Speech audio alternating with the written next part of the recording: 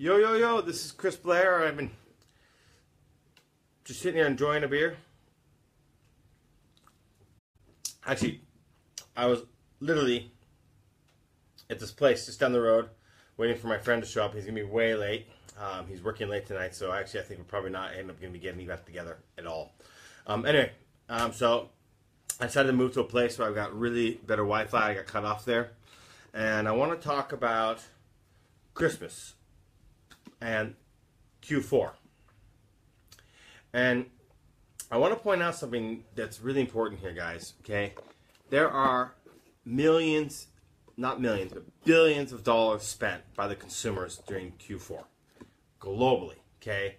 The Christmas season is a massive rush, and there are billions, guys, billions spent. I mean, last time I checked, I don't know, I can't give you any numbers. It's been a long time since I actually looked it up. There's like $100 billion spent just in the United States alone. Maybe even more than that, okay?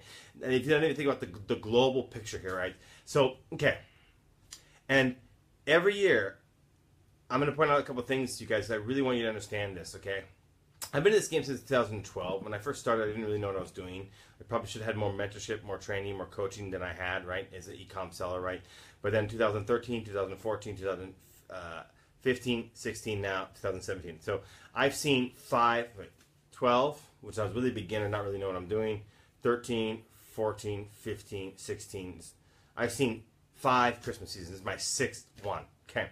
And I can tell you right now, as a person who's been on Teespring and a seller who's been on now Shopify, and I've been sold on some other platforms, and who's been in some Facebook groups here and there of e-com marketers, just in my immediate circle, okay? Guys, in my immediate circle compared to the entire web is minute, okay? Guys, there's people selling, I'm selling Shopify, there's people selling on WooCommerce, BigCommerce, there's tons of platforms similar to Shopify, okay? Now, I think Shopify is by far the most superior, and it's the most popular one. But that said, there's other Shopify, I don't know, last time I checked, they had some like maybe 20% of the marketplace for us type of, individual e-commerce sellers who want to create their own brand online, and they want to use a platform that allows them to do that. So that means there's some 80% of the marketplace is on a huge plethora of different options out there, okay?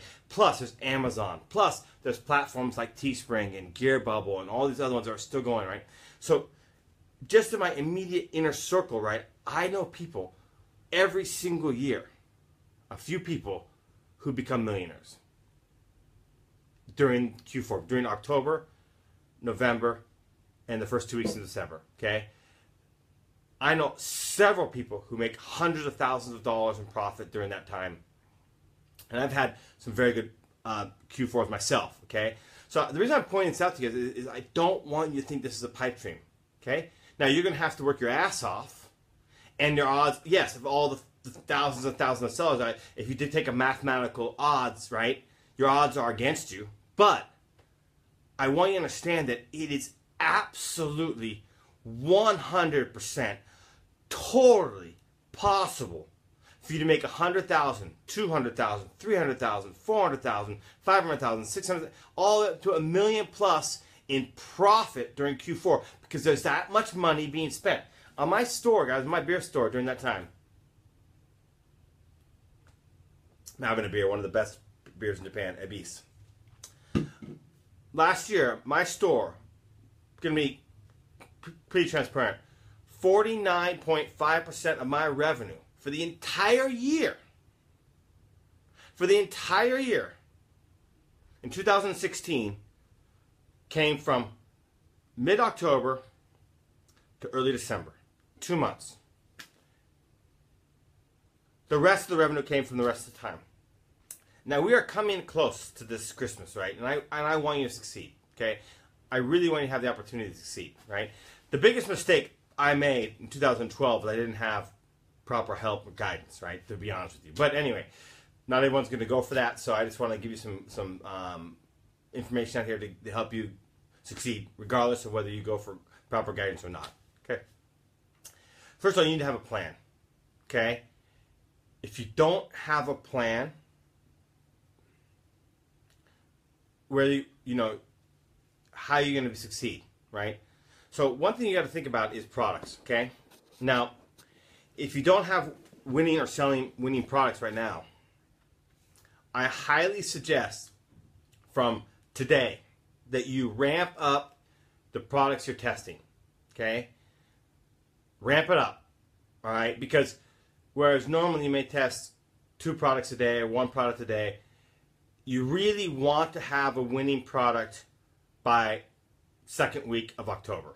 Okay? So that gives you 3 weeks, right? There's 2 this week, next week, 3 weeks or so, right? Now, if you find a winning product later, that's still plenty of time to make some good money, right? I'm not saying if you find that winner at the end of October or November, early November, right? Or even mid-November. It's so much buying going on, you could still, in 2 or 3 weeks, make a killing. So don't get me wrong. I'm not saying you cannot succeed if you don't do it by second week of December, second week in October. But that is that's when the push really starts. It's the second week of October. I've seen this. And I went back and looked at all my sales. I went all the way back to Teespring and Represent and all the platforms I worked on in Shopify. And I looked at the graph, and it's clear. It's second week in October is when it starts to spike up, okay? So that point is when people are starting to think about Christmas. So now, I have some winning products already on my store, okay?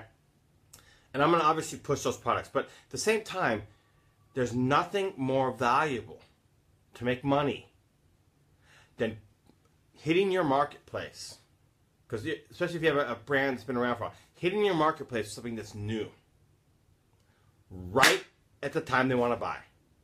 That is a powerful combination. So even though I have my winners already, I've got a couple of winners I'm going to be pushing, right? I'm not just going to rely on those, right? Because I have like 3 products I've been selling for 18 months on my beer store, okay? Now, that's great, and those are definitely evergreen products, and I can make some money with them. But at the same time, I've hit the market hard. I can guarantee you, because on my post have, huge number of shares. I mean, we're talking massive amount of shares. I mean, I've had posted 50, 75,000 shares, 30,000 shares. I mean, and plus all the money I spent on advertising, right? I have really hit the market with these, and there's still a lot of people out there who still want it and haven't bought it for one reason or another, or they didn't have the money or whatever, right? But the point is, those products are not new, so I'm not going to get this new product boom that I will get from a new product. So even though I'm going to push my 3 evergreen ones and scale them, and I'm sure I'll make money off those, my other goal is to find 2 to 3 other winners that I can hopefully make some money off, right?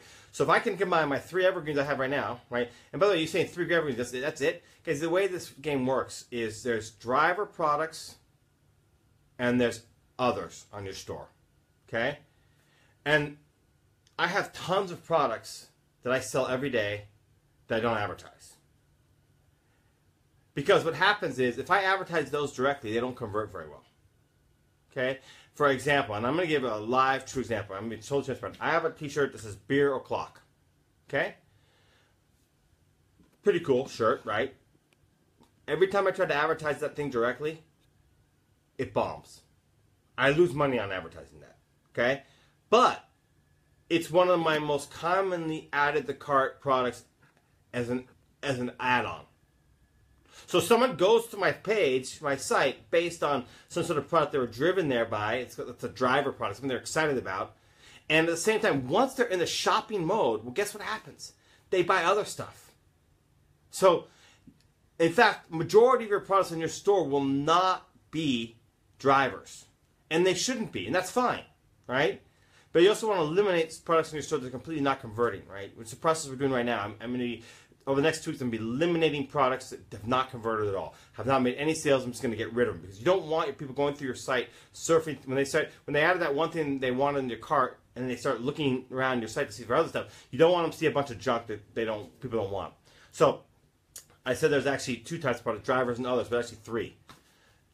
Drivers, others, and just get rid of it. Okay? And so you actually want to clean out your store right before the boom, because you don't want people having to dig through shit to find the other gold, right? So because that way, they're more likely to add extra in the cart, which will send your order value, right?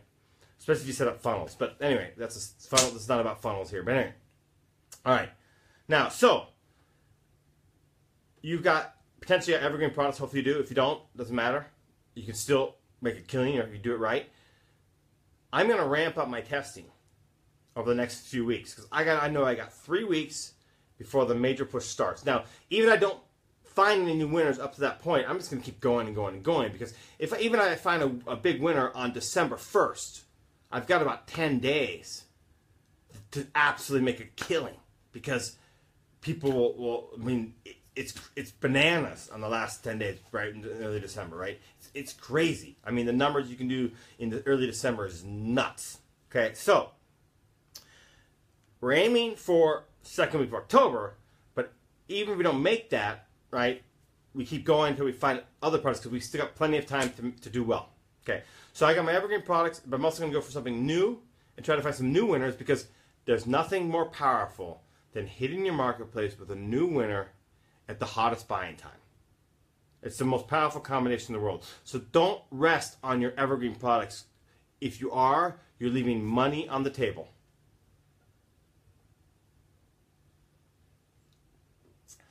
Have a promotion schedule. Okay? Know when you're going to run your discounts. Okay? Let me tell you when I'm going to run mine. I've never done this one before, so I don't know if this one's going to work. But I've noticed now, as I just mentioned, that the second week in October is when the spike starts to happen from my previous experience. Okay? So I'm going to run a early Christmas sale the second week of October. Okay? May or may not work. Right? So that one I cannot say it's going to work. I think it will. I believe it will, or else I wouldn't be doing it. But it may bomb, right? But these other things, these other promotion times I'm going to tell you now about are ones I've done before and are proven. So let's jump into those, okay? So there is Halloween sale, right? Definitely. Come up with something for Halloween, push it for Halloween, right? People will buy it in that time. There is, I always like to do a Thanksgiving, like one product I push for Thanksgiving, right? So again, something for Thanksgiving. I don't, now let me say something really important here. Don't push store-wide sales, or, for example, let's just say you're selling, I don't know, scarves. Let's say you have a scarf session on your store, right? Don't do an all-out scarf catalog promotion at Thanksgiving, okay? And here's why.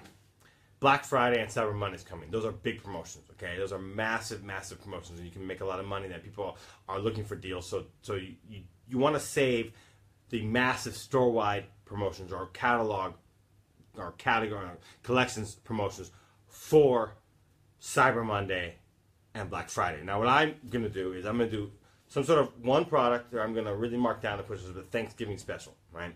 Then I'm going to do a store-wide special for Black Friday. I mean, everything. It's like 48 hours. Everything's marked down. Okay? Then I'm going to do a Cyber Monday sale that's different than the Black Friday sale. I haven't decided exactly what I could do, but probably I'll pick some sort of hot 3 products or hot collection of different styles of products and push those, because I want to differentiate my Cyber Monday from my Black Friday.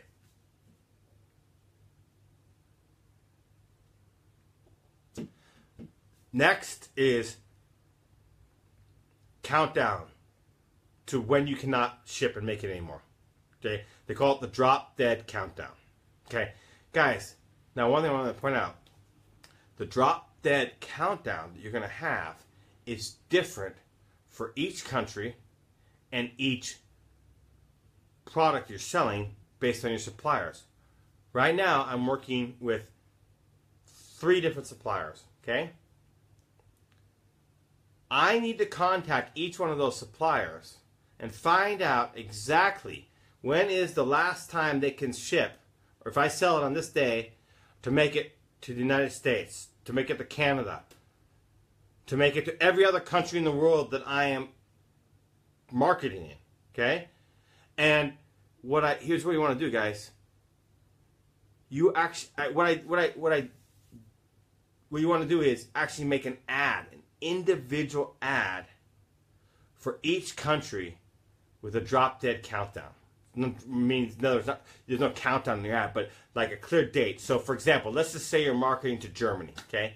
And you know the last day that you can get an order in to your, I don't know, supplier in Illinois. I mean, I'm just making this example out of the head, but say your supplier's in Illinois, but you're selling to Germany, right? Or your supplier's in Shanghai or Guangzhou in China, right? And you're selling to Germany, right? You need to know the exact day that you cannot make it. And you want to write that on the sales page. In fact, I'm going to list them up on the products I'm pushing, right? Because I'm only pushing a certain number of products hard, right? I'm going to write down United States, final day for shipment, for order, for make it for Christmas, this day. Canada for this day. And so list every single country and put it in big letters and some highlighted, right, up on the sales page. And then I'm going to run an individual ad to each country where the drop dead day is clearly defined. Why? Because it creates a real urgency. You guys have ever heard of these urgency countdown timers? I've used them in the past, and now I'm not a big believer in them. I do agree that they do increase conversions somewhat, but it also looks cheesy every time a person comes back and comes back and comes back and comes back, and then they see the countdown timer every time. So I thought about, that's not really good if you're trying to build a long-term brand. But what is real is when you have a real countdown. When you have one that's actually meaningful and means something, people buy it and they believe it and they buy. On the drop dead deadlines I've had in the past, it's always been a crazy bonanza of sales the last 4 or 5 hours and ahead. I mean, just insane numbers. I mean, 4 or 5 times what I was doing the days before. People pay attention to that. So have your drop dead times clearly defined.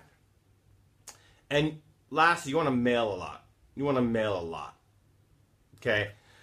And you want to build a list. But there's so much things you guys can do. Anyway, look.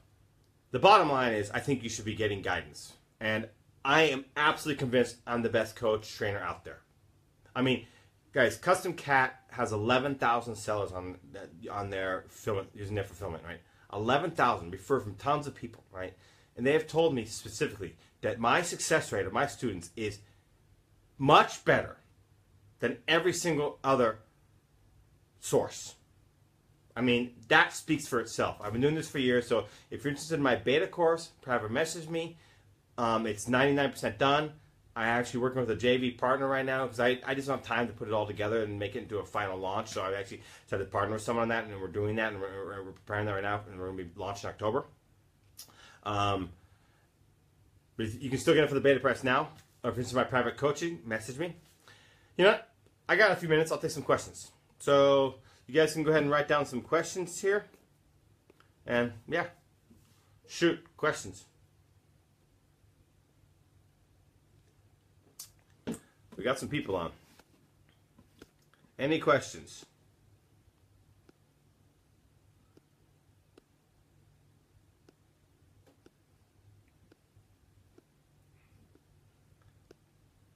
Any questions at all? I'm going to wait here. I know it takes a little bit of time for the question. I mean, I've noticed that.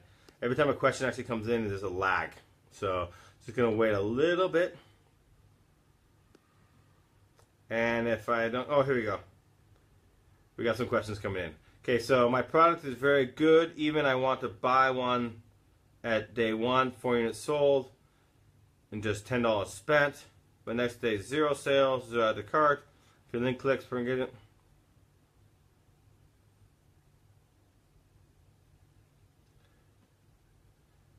So you're saying that you had a product, you spent $10 one day. The next day, you spent, I don't know how much you invested, you same $10 maybe. I mean, if I would have sold 4 units and with $10 in ad spend, I would have increased my ad investment the next day for sure. But and they had 0 sales. Okay. Okay. Well, costs. First of all, without seeing your individual product situation, I can't say for sure, but let's just say that there is this natural ebbs and flows of the market, right? If I had 4 sales in one day on a product on very low ad spend and I didn't have anything the next day, I wouldn't give up on that product. I would be out there testing out new targets and keep it going for a while. Because if you sold 4 units on the first day, there's probably something there. So I would keep testing.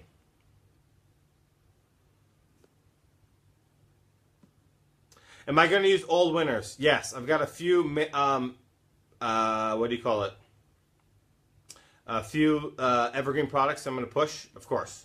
I've got 3 of them that I'm planning to push, and I'm planning to add some new ones through testing of new ones. So my goal is to end up with 5 to 6 winners. By the way, my goal is not to end up with 100 winners because they cannibalize each other. What you want to do is you want a finite number of winners and you want to scale them to the moon. You want to push your driver products, and then when people are on your site, they will buy other stuff. Okay. Did you turn off auto bid after you do manual bid? Okay. Mike, you're assuming I'm doing a lot of manual bidding. I'm not doing a lot of manual bidding. By the way, I am a believer in manual bidding. It's just a lot of work to make it work right. And so I think there's more value you can get in the market with your business by not focusing all your effort on manual bidding. So the only time I use manual bidding is when I have an ad set to a pretty large audience that's crushing it. And so with a winning product. So most of my ads are auto bid. I do manual bidding. And I set up different variations of manual bidding. High budgets, low bid, pretty medium budgets, high bid. I test them out both. But again, it's on a sparing number of ad sets, only the ones that are really winning, because manual bidding takes a lot of effort to manage, going in and adjusting your bid and getting it to work properly. So I only want to put that kind of effort in when I know I've got a good winning product and I also know I've got a good winning target, okay? So, and I don't turn off my original ad, no.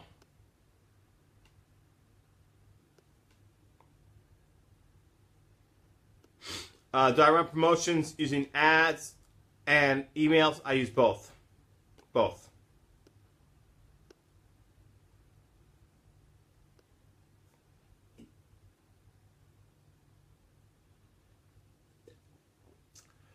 Okay. I can take another couple questions, then I gotta run.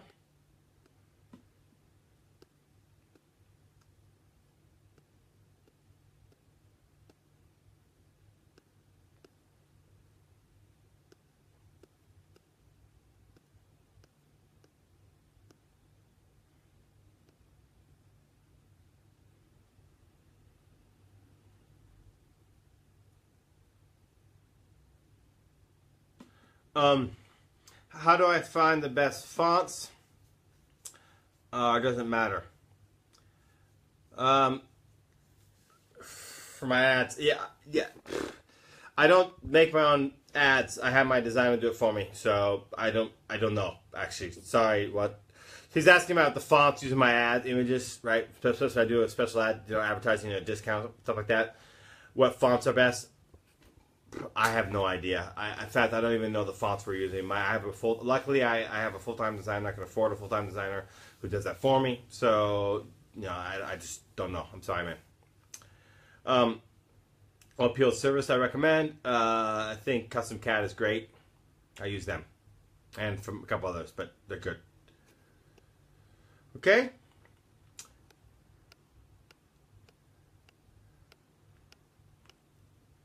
All right. Let's see if there's no more questions. We're gonna wait one more second or a couple more seconds here for questions. I know the lag. If not, I'm gonna head out. I'm gonna check my text message to see if my buddy's even gonna make it out tonight. He works in a traditional job and he works really late, crazy late. If you test product every day.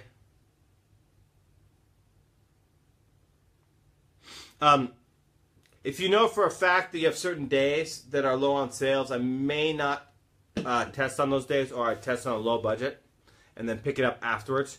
I would run the test. I would probably, you know what, actually, I probably would go for, I actually have a couple of slow days. I know are slow, and I test on those days as well. But what I do is I sort of just go with the lower budget on those days, and I'm just sort of feeling it out.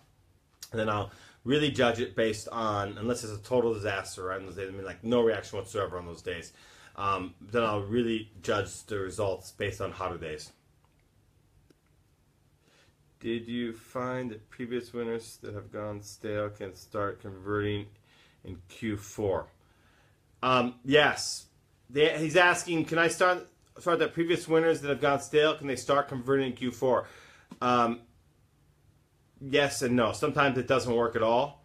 But I think, yeah, it's worth testing. If you had previous winners that you sold for a while and then died down, but you want to try them out again in Q4, by all means, yes.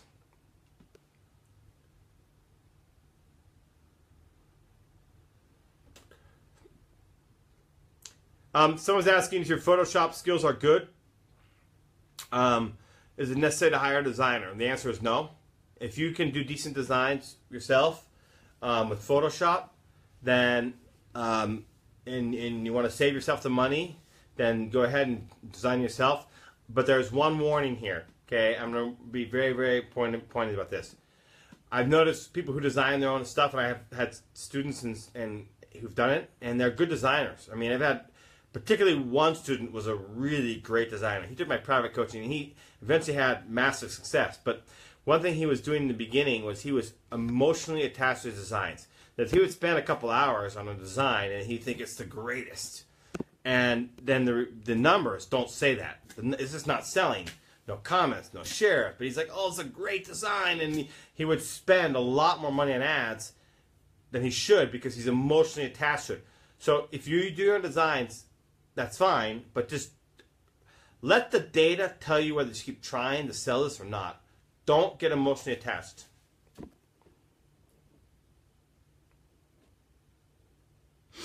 Do I offer discounts? Yes. On some of the, so Sasha's asking, do I offer discounts on the old winner? So if I pick up an old winner and I try to push it during Q4, I probably would offer some sort of discount for sure.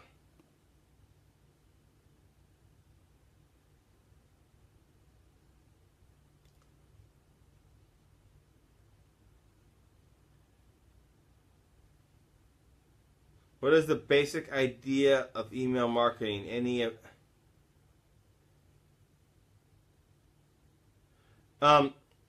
Yes, he's asking about Gmail paid advertising. I've just started testing out that myself.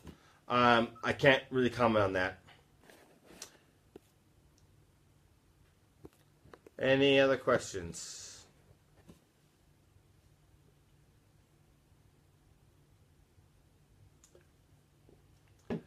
Okay, I think I'm gonna call this for today. Hopefully my buddy got off work. We'll see. If not, I'm gonna go to bed. All right, and I'll see you in the next video. If you're interested in my private coaching or my course, and get it in for the beta price, private message me, and I'll see you in the next video.